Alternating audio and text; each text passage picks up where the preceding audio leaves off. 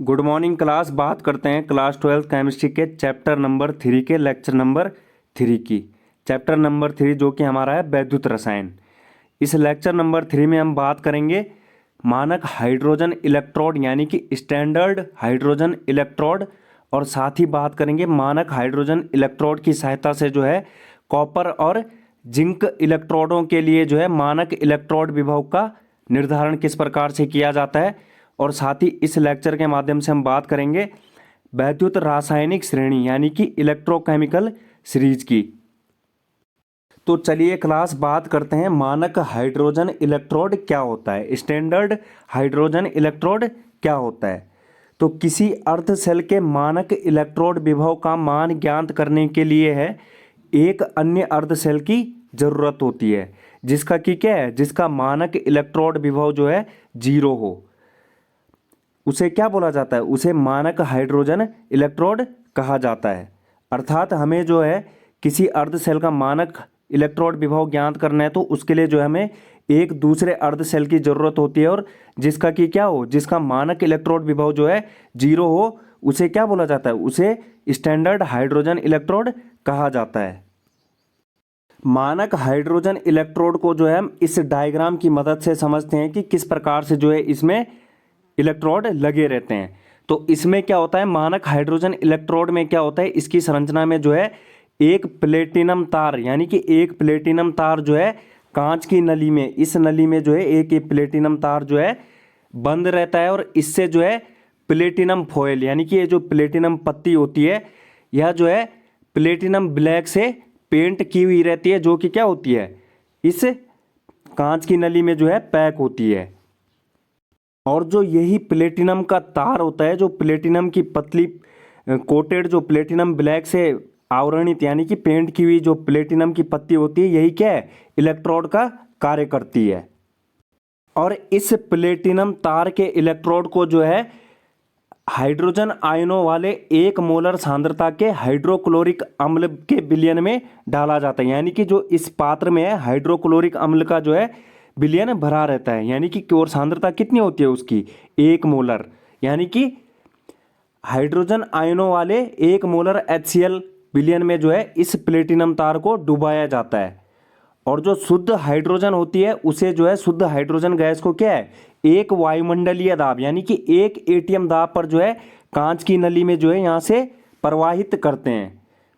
और गैस की मात्रा क्या होती है, जो हम गैस की मात्रा यहाँ पर प्रवाहित की जाती है एक वायुमंडलीय दाब पर, वह गैस की कुछ मात्रा जो है इस प्लेटिनीकृत जो इलेक्ट्रोड होता है उसके द्वारा अवशोषित कर ली जाती है।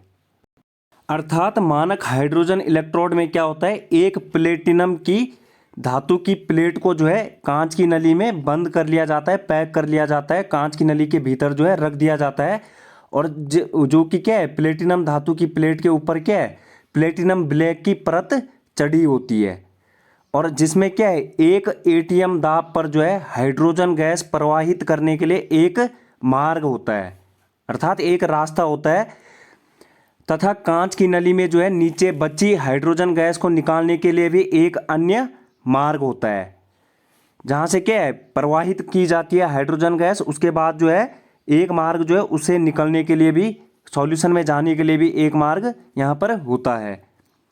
इस प्लेटिनम इलेक्ट्रोड जो कि क्या है, प्लेटिनम यहाँ पर इलेक्ट्रोड की भांति कार्य कर रहा है, इस प्लेटिनम इलेक्ट्रोड को जो है 1 मोलर सांद्रण वाले हाइड्रोजन आयन युक्त विलयन में रखा जाता है। यानी कि 1 मोलर सांद्रता वाले HCl विलयन में जो है इस इलेक्ट्रोड को रखा जाता है, और इस विलयन में जो है एक वायुमंडलीय दाब पर जो है शुद्ध हाइड्रोजन को यहाँ से प्रवाहित किया जाता है।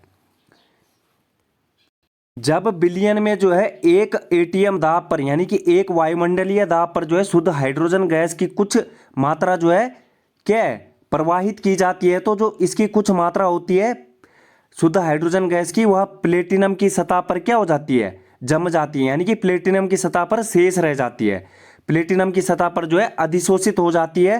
तथा शेष जो है, जो शेष मात्रा होती है हाइड्रोजन गैस की, वह अम्ल के मोलर विलयन में चली जाती है। अर्थात कुछ मात्रा जो है इसमें जो प्लेटिनम जो इलेक्ट्रोड है उस पर अधिशोषित हो जाती है, और जो शेष मात्रा बच जाती है वह विलयन में चली जाती है। जिस कारण से क्या होता है, प्लेटिनम इलेक्ट्रोड पर बची हाइड्रोजन गैस और विलयन में मौजूद हाइड्रोजन आयनों के बीच में क्या है, साम्य स्थापित हो जाता है। और यहाँ पर जो है एक बीच में कॉपर का वायर भी फिट रहता है इस यंत्र में, जो कि क्या है, बीच में जो होता है कॉपर का वायर लगा होता है। इस कांच की नली के भीतर जो है कॉपर का वायर भी यहाँ पर लगा होता है। और प्लेटिनम क्या है, यहाँ पर इलेक्ट्रोड की भांति कार्य करती है। और इस इलेक्ट्रोड का जो है अपनी इच्छानुसार जो है इलेक्ट्रोड विभव जो है 0 मान लिया जाता है। और यही इलेक्ट्रोड जो है हाइड्रोजन के मानक इलेक्ट्रोड विभव का कार्य करता है। इस प्रकार से जो है मानक हाइड्रोजन इलेक्ट्रोड की संरचना होती है। नेक्स्ट अब हम इसमें देखते हैं सेल अभिक्रिया जो है मानक हाइड्रोजन इलेक्ट्रोड के लिए। पहली रिएक्शन देखते हैं हम एनोडिक अभिक्रिया, यानी कि एनोड पर होने वाली जो अभिक्रिया होती है वह कौन सी होती है, ऑक्सीकरण अभिक्रिया। तो एनोडिक अभिक्रिया में क्या होता है, जो हाइड्रोजन गैस जो शेष रह जाती है प्लेटिनम जो इलेक्ट्रोड होता है उस पर, तो यह हाइड्रोजन गैस जो है क्या है, 2 इलेक्ट्रॉनों का त्याग करके जो है 2 पॉजिटिव आयन में कन्वर्ट हो जाती है। और जो दूसरी रिएक्शन होती है यहाँ पर कैथोडिक अभिक्रिया, यानी कि जो कि हमारी है अपचयन अभिक्रिया होती है। कैथोड पर होने वाली जो अभिक्रिया होती है वह अपचयन होती है। तो यहाँ पर क्या होता है, जो विलयन में हाइड्रोजन आयन होते हैं वे क्या करते हैं, जो 2 इलेक्ट्रॉन जो है एनोडिक अभिक्रिया के फलस्वरूप त्यागे गए हैं उन्हें ग्रहण कर लेते हैं और 2H पॉजिटिव जो है 2 इलेक्ट्रॉनों को ग्रहण करके हाइड्रोजन गैस में कन्वर्ट हो जाता है। इस मानक हाइड्रोजन इलेक्ट्रोड के लिए जो है इस सेल रिएक्शन को हम इस प्रकार से भी लिखा जाता है, 1/2H2 gas gives H plus aqueous plus 1 electron जो है त्याग देता है। और अभी मैंने बताया था आपको कि मानक हाइड्रोजन इलेक्ट्रोड के लिए जो है मानक इलेक्ट्रोड विभव का जो मान होता है 0.00 वोल्ट होता है। अर्थात इस इलेक्ट्रोड का विभव जो है 0 माना जाता है, 0 माना जाता है, जबकि क्या हो, 1 मोलर हाइड्रोजन आयन सांद्रता के विलयन में जो है हाइड्रोजन गैस को एक वायुमंडलीय दाब पर प्रवाहित किया जाता है। और जब मानक हाइड्रोजन इलेक्ट्रोड को जो है अन्य इलेक्ट्रोड से जोड़ा जाता है तो सेल द्वारा उत्पन्न जो धारा होती है वह इलेक्ट्रोड के विभव के बराबर होती है। और इस मानक हाइड्रोजन इलेक्ट्रोड को जो है platinum solid slash H2 gas /H positive aqueous के द्वारा दर्शाया जाता है। इस सेल रिएक्शन के द्वारा जो है इस मानक हाइड्रोजन इलेक्ट्रोड को जो है प्रदर्शित किया जाता है। ये तो हमने बात की कि मानक हाइड्रोजन इलेक्ट्रोड के बारे में जो है किस प्रकार से जो है इसकी क्रियाविधि होती है, किस प्रकार से जो है इसमें सेल रिएक्शन होती है।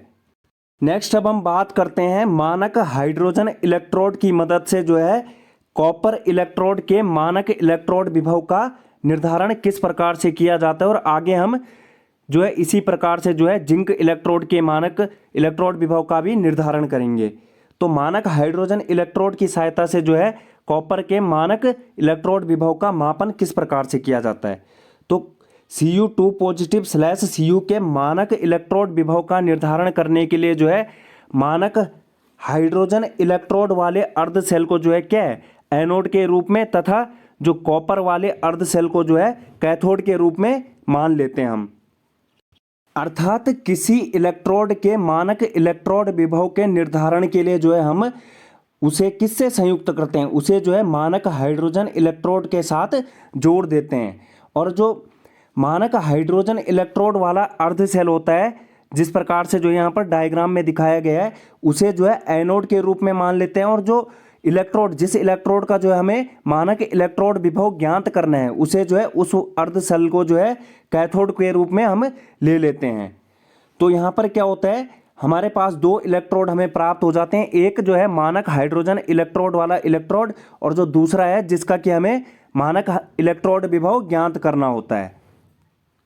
और साथ ही दोनों अर्ध सेलों को जो है 1 मोलर सांद्रता वाले विलयन में डुबोया जाता है। यानी कि यहाँ पर जो कॉपर सल्फेट का जो सॉल्यूशन है उसकी जो सांद्रता होगी 1 मोलर होगी। और साथ ही जो 1 मोलर HCl यानी कि जिसको कि क्या है, जो प्लेटिनम इलेक्ट्रोड को जो है हाइड्रोक्लोरिक अम्ल के विलयन में डुबोया गया है उसकी जो सांद्रता होगी 1 मोलर होगी। यानी कि दोनों अर्ध सेलों की सांद्रता जो है 1 मोलर होती है। जो इलेक्ट्रोड डुबाए जाते हैं तो 1 मोलर सांद्रण वाले विलयन में रखे जाते हैं दोनों इलेक्ट्रोड, वो चाहे कैथोड हो या फिर एनोड हो। और इन दोनों अर्ध सेलों को जो है, यानी कि इन दोनों अर्ध सेलों को जो है बाद में लवण सेतु, यानी कि जो कि क्या है हमारा सॉल्ट ब्रिज होता है, उसकी मदद से जोड़ दिया जाता है। और सॉल्ट ब्रिज भी किसका, यहाँ पर KCl जो है सॉल्ट ब्रिज में भरा होता है। जब हमारे पास जो है दोनों अर्ध सेल तैयार हो जाते हैं तो एट लास्ट हम क्या करते हैं, जो दोनों इलेक्ट्रोड होते हैं, यानी कि यहाँ पर जो है जो एनोड और कैथोड होते हैं, दोनों इलेक्ट्रोडों को जो है वोल्ट मीटर की सहायता से जो है संयोजन तार से जोड़कर परिपथ को जो है, यानी कि सर्किट को कंप्लीट कर लिया जाता है और इस प्रकार से जो है सेल का निर्माण हो जाता है। तो जब जो है हमारा कंप्लीट सेल बन जाता है तो जो इलेक्ट्रॉनों का प्रवाह होता है वह किस ओर से किस ओर होता है, जैसे कि डेनियल सेल में हो रहा था, सेम एज इट इज वैसे ही होगा। जैसे कि गैल्वेनिक सेल हो गया, डेनियल सेल में हो रहा था, वैसे ही होगा। तो इलेक्ट्रॉन जो है एनोड से लेकर कैथोड की ओर बहने शुरू हो जाते हैं और जो विद्युत धारा का प्रवाह होगा, जो विद्युत धारा के बहने की दिशा होगी, वह इलेक्ट्रॉनों के बहने की दिशा के जस्ट अपोजिट होगी। यानी कि जो विद्युत धारा की दिशा होगी वह कैथोड से एनोड की ओर होगी। और जब हम जो है लास्ट में रीडिंग चेक करते हैं वोल्ट मीटर पे, तो जो यहाँ सेल बनाया गया है, इस सेल का जो विभव होता है वह 0.34 वोल्ट हमें प्राप्त हो जाता है। तो मानक हाइड्रोजन इलेक्ट्रोड की सहायता से जो है कॉपर इलेक्ट्रोड के लिए मानक इलेक्ट्रोड विभव का निर्धारण किस प्रकार से किया जाता है। जो हमारा कॉपर इलेक्ट्रोड होता है, कॉपर इलेक्ट्रोड के मानक इलेक्ट्रोड विभव के निर्धारण के लिए जो है हम मानक हाइड्रोजन इलेक्ट्रोड वाले अर्ध सेल को जो है, जो हमारा हाफ सेल होता है, उसको एनोड के रूप में लेते हैं और जो कॉपर इलेक्ट्रोड वाला अर्ध सेल होता है उसे कैथोड के रूप में हम लेते हैं। जिसमें क्या होता है, जिसमें दोनों अर्ध सेलों की जो सांद्रता होती है, जो बिलियनों की सांद्रता होती है, 1 मोलर होती है और इन दोनों अर्ध सेलों को जो है सॉल्ट ब्रिज की मदद से जोड़ दिया जाता है। जब हमारे पास जो है ये दोनों अर्ध सेल तैयार हो जाते हैं तो दोनों इलेक्ट्रोडों को जो है हम वोल्ट मीटर की मदद से जो है संयोजन तार के माध्यम से जोड़कर परिपथ को कंप्लीट कर देते हैं और हमें जो है सेल का निर्माण हो जाता है। और इलेक्ट्रॉन का प्रवाह जो मैंने अभी बताया आपको कि एनोड से कैथोड की ओर और विद्युत धारा का प्रवाह जो है कैथोड से एनोड की ओर होता है। तो इस प्रकार से जो है हम नेक्स्ट अब बात करते हैं कॉपर के मानक इलेक्ट्रोड विभव का जो है किस प्रकार से जो है निर्धारण किया जाता है। तो यहाँ पर क्या है, हमने अभी ज्ञात किया कि जो प्रयोग करते हैं हम तो हमें क्या प्राप्त होता है, जो सेल होता है, जो उक्त सेल का मापित विभव था वह 0.34 वोल्ट हमें प्राप्त होता है। और हमें पता है कि E cell is equal to क्या था formula, E cathode minus E anode. तो यहाँ पर क्या है, ई सेल का मान जो हमें क्या प्राप्त हुआ 0.34 वोल्ट। ई सेल जो है यहाँ पर 0.34 वोल्ट है और साथ ही जो ई एनोड है, यानी कि जो मानक हाइड्रोजन इलेक्ट्रोड का जो विभव होता है वह 0 होता है। तो यहाँ पर ई एनोड का कार्य कौन कर रहा था, जो एनोड का कार्य कर रहा था वह मानक हाइड्रोजन इलेक्ट्रोड वाला अर्ध सेल कर रहा था। तो इसलिए जो है ई एनोड का मान क्या हो जाएगा, यहाँ पर 0 हो जाएगा। जब हम इस इक्वेशन में, इस फॉर्मूले में रखते हैं तो plus 0.34 volt is equal to E cathode minus 0। और 0 कहाँ से आया ये, क्योंकि मानक हाइड्रोजन इलेक्ट्रोड का जो विभव होता है वह 0 वोल्ट होता है। तो ई कैथोड क्या प्राप्त हो जाएगा हमें, प्लस 0.34 वोल्ट। और कैथोड का कार्य कौन कर रहा था हमारा, यहाँ पर कॉपर इलेक्ट्रोड जो है कैथोड का कार्य कर रहा था। तो ई जो मानक इलेक्ट्रोड विभव का मान है कॉपर के लिए वह हमारा आ जाएगा 0.34 वोल्ट और किस में, प्लस में। तो इस प्रकार से जो है हम मानक हाइड्रोजन इलेक्ट्रोड की सहायता से जो है कॉपर या फिर अन्य जो भी जिंक के मानक इलेक्ट्रोड विभव का निर्धारण कर सकते हैं। यहाँ पर जो है नेक्स्ट अब हम देखते हैं कि सेल रिएक्शन किस प्रकार से होती है। सबसे पहले देखते हैं हम एनोडिक अभिक्रिया, यानी कि ऑक्सीकरण अभिक्रिया।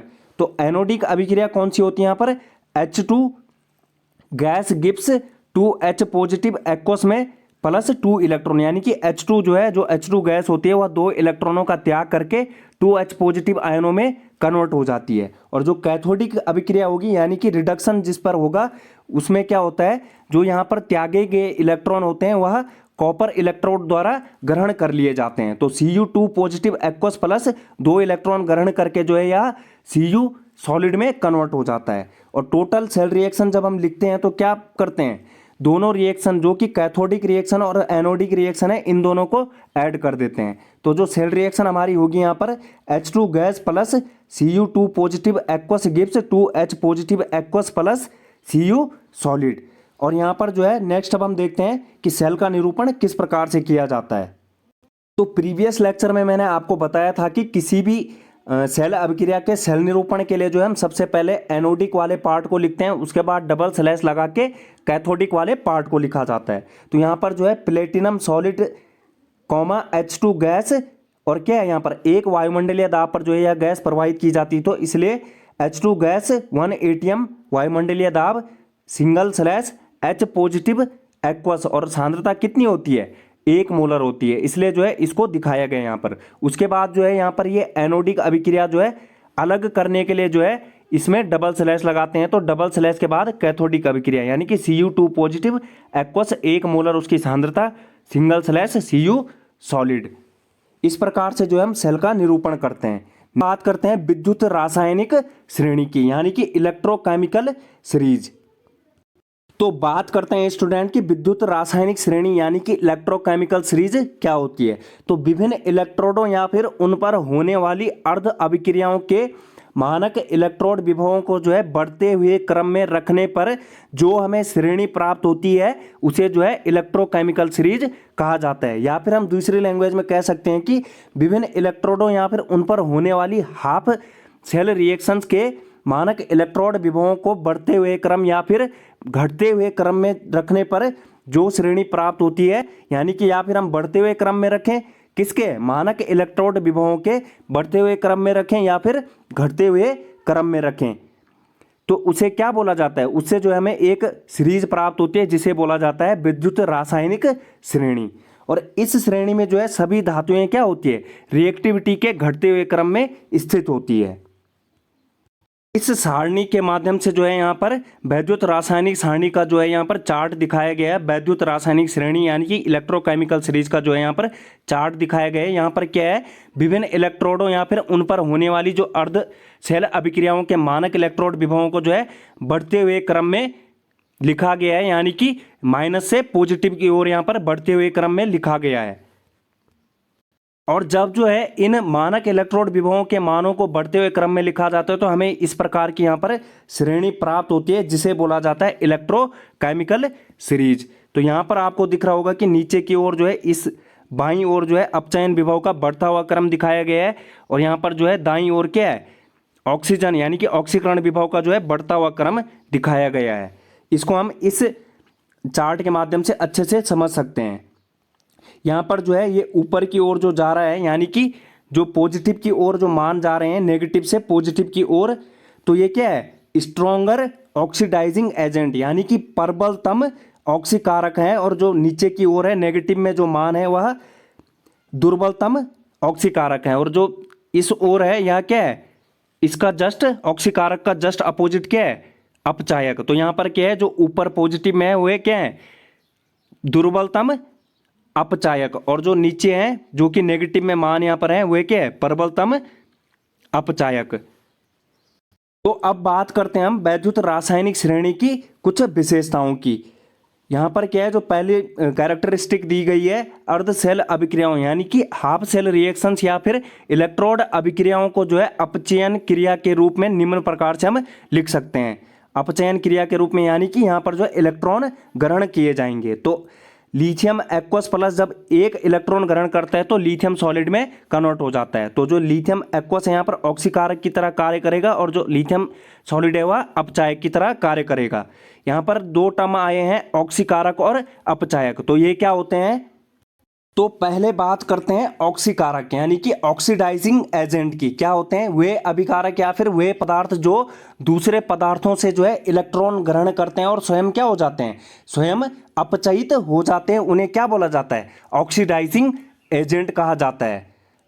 और जो अपचायक यानी कि रिड्यूसिंग एजेंट होते हैं वे क्या होते हैं वे पदार्थ जो दूसरे पदार्थों को इलेक्ट्रॉन देते हैं इलेक्ट्रॉन दान करते हैं और स्वयं ऑक्सीकृत हो जाते हैं, उन्हें क्या बोला जाता है अपचायक कहा जाता है। अब नेक्स्ट बात करते हैं दूसरे कैरेक्टरिस्टिक की। जब हम जो है वैद्युत रासायनिक श्रेणी को देखते हैं तो उसमें क्या होता है, जो मानक अपचयन इलेक्ट्रोड विभव के मान होते हैं, कुछ के मान जो है नेगेटिव होते हैं, कुछ के क्या होते हैं पॉजिटिव होते हैं। तो नेगेटिव मान का मतलब होता है जो इलेक्ट्रोड मानक हाइड्रोजन इलेक्ट्रोड के सापेक्ष जो है एनोड होता है, यानी कि जो इलेक्ट्रोड होगा वह एनोड की भांति कार्य करेगा, जो मानक हाइड्रोजन इलेक्ट्रोड होगा वह कैथोड की भांति कार्य करेगा। और जो पॉजिटिव मान होते हैं मानक अपचयन इलेक्ट्रोड विभवों के, उसका मतलब होता है कि जो इलेक्ट्रोड होगा वह क्या होगा, वह कैथोड का कार्य करेगा, और जो मानक हाइड्रोजन इलेक्ट्रोड होगा वह एनोड का कार्य करेगा। अर्थात जब पॉजिटिव मान है, पॉजिटिव मान जो है यह प्रदर्शित करता है कि इलेक्ट्रोड जो है मानक हाइड्रोजन इलेक्ट्रोड के रिस्पेक्ट में कैथोड का कार्य करता है। जो तीसरा कैरेक्टरिस्टिक है यहाँ पर इलेक्ट्रोकेमिकल सीरीज में, यानी कि वैद्युत रासायनिक श्रेणी में जो है क्रमानुसार नीचे बढ़ने पर क्या होता है, मानक अपचयन विभव बढ़ते हैं। जबकि हम क्या करते हैं, उसमें बढ़ते हुए क्रम में जो है श्रेणी को अरेंज किया जाता है। तो सबसे ऊपर जो है माइनस में मान होते हैं, फिर बीच में जीरो आ जाता है, फिर पॉजिटिव में मान शुरू हो जाते हैं। और जो चौथा कैरेक्टरिस्टिक है वो क्या है, इलेक्ट्रोड जिनका मानक अपचयन इलेक्ट्रोड विभव ऋणात्मक है उन्हें हाइड्रोजन इलेक्ट्रोड से ऊपर रखा गया है, और इलेक्ट्रोड जिनका मानक अपचयन इलेक्ट्रोड विभव जो है धनात्मक है उन्हें जो है हाइड्रोजन इलेक्ट्रोड से नीचे रखा गया है। अर्थात हम कह सकते हैं कि वह इलेक्ट्रोड जिनका इलेक्ट्रोड अपचयन विभव जो है धनात्मक होता है उनकी अपचयन प्रवृत्ति जो है हाइड्रोजन आयन की अपचयन प्रवृत्ति से अधिक होती है, जबकि वे इलेक्ट्रोड जिनका अपचयन इलेक्ट्रोड विभव जो है ऋणात्मक होता है उनकी अपचयन प्रवृत्ति क्या है, हाइड्रोजन आयन की अपचयन प्रवृत्ति से कम होती है। और अभी मैंने आपको बताया कि जो वे पदार्थ जो इलेक्ट्रॉनों को ग्रहण करने की प्रवृत्ति रखते हैं या फिर अपचयित होने की प्रवृत्ति रखते हैं उन्हें क्या बोला जाता है, उन्हें ऑक्सीकारक बोला जाता है। अर्थात वे ऑक्सीकारक के रूप में कार्य करते हैं। अर्थात जो पदार्थ इलेक्ट्रॉन ग्रहण करके अपचयित होते हैं वे क्या कहलाते हैं, ऑक्सीकारक कहलाते हैं। तो यहाँ पर क्या होता है, अपचयन इलेक्ट्रोड विभव का जो है मान उच्च होने पर जो है, अधिक होने पर जो है पदार्थ की इलेक्ट्रॉन ग्रहण करने की जो प्रवृत्ति होती है वह भी क्या होती है, उच्च होती है। तो उच्च होती है तो इसलिए क्या होता है, वैद्युत रासायनिक श्रेणी में जो है नीचे जाने पर जो है जो अपचयन इलेक्ट्रोड विभव का मान होता है वह बढ़ता है, अतः ऑक्सीकरण क्षमता में जो है वृद्धि होती है। इसीलिए जो है Li पॉजिटिव आयन यानी कि लिथियम आयन जो है दुर्बलतम ऑक्सीकारक होता है। जो लिथियम आयन होता है वह क्या है, दुर्बलतम ऑक्सीकारक होता है, और जो F2 यानी कि फ्लोराइड है वह प्रबलतम ऑक्सीकारक होता है। अर्थात हम कह सकते हैं कि प्रबल ऑक्सीकारकों को जो अपचयन इलेक्ट्रोड विभव होता है वह धनात्मक होता है। और जब हम क्या होता है, अभी हमने बात की कि जो अपचयन इलेक्ट्रोड विभव यानी कि E0 रिडक्शन का जो उच्चतम मान होने के कारण से जो है पदार्थ में इलेक्ट्रॉनों के खोने की प्रवृत्ति या फिर ऑक्सीकृत होने की प्रवृत्ति क्या होती है, उच्च होती है। जो इलेक्ट्रॉनों को ग्रहण करने की प्रवृत्ति होती है वह उच्च होती है, लेकिन जो इलेक्ट्रॉनों को खोने की प्रवृत्ति होगी वह क्या होगी, वह कम होगी। अर्थात ऑक्सीकृत होने की प्रवृत्ति जो होगी वह निम्न होगी। इसलिए जो है उसकी अपचयन क्षमता क्या होगी, कम होगी। इसलिए जो है जो इलेक्ट्रोकेमिकल सीरीज होती है उसमें जो है ई रिडक्शन यानी कि E0 रिडक्शन यानी कि जो अपचयन इलेक्ट्रोड विभव के मान जो है नीचे जाने पर बढ़ते हैं, अतः इनकी अपचयन क्षमता क्या होती है, घटती जाती है। इसीलिए जो है लिथियम क्या है, लिथियम प्रबलतम अपचायक होता है। लिथियम क्या है, लिथियम धातु जो है प्रबलतम अपचायक होती है, और जो फ्लोराइड आयन होते हैं वह दुर्बलतम अपचायक होते हैं। तो फ्लोरीन गैस जो है प्रबलतम ऑक्सीकारक है, और जो फ्लोराइड आयन है वह दुर्बलतम अपचायक है, और जो लिथियम आयन है वह दुर्बलतम ऑक्सीकारक है, एवं जो लिथियम धातु है वह क्या है, प्रबलतम ऑक्सीकारक है, जो कि हम इस वैद्युत रासायनिक श्रेणी में देख सकते हैं। तो यहाँ पर हमारा आज का टॉपिक समाप्त होता है। उम्मीद करता हूँ स्टूडेंट आपको पसंद आएगा। Thanks for watching, drop a like if you enjoyed, subscribe for more updates. Thank you.